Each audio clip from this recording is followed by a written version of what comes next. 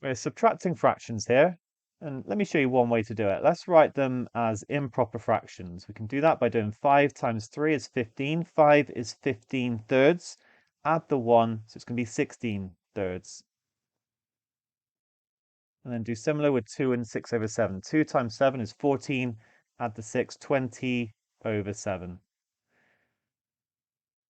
And now let's put it over a common denominator. So I'm going to times top and bottom of the one on the left by 7, because we'll put it all over 21.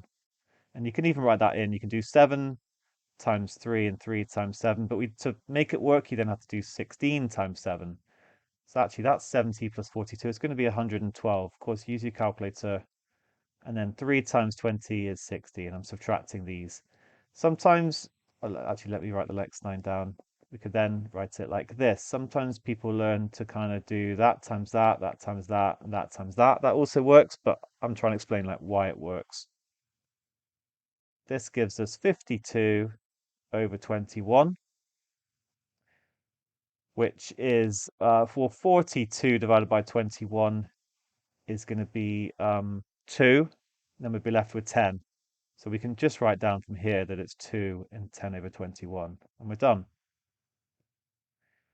Here's another way to do it. It's maybe a little bit more confusing, but it's actually going to be a bit quicker. We can do 5 minus 2 in isolation, which is 3.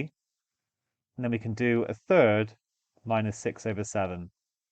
And then I can just add the result together because basically this is 5 plus a third minus 2 minus 6 over 7. So I'm just doing it in parts.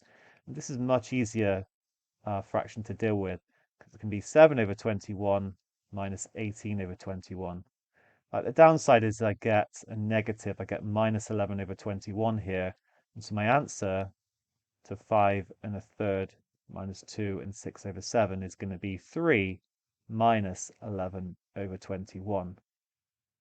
Well, that's going to be 2 plus 21 over 21, because that's my 3, minus 11 over 21. So look, it's a bit more technical, but it is also a good way of doing this question.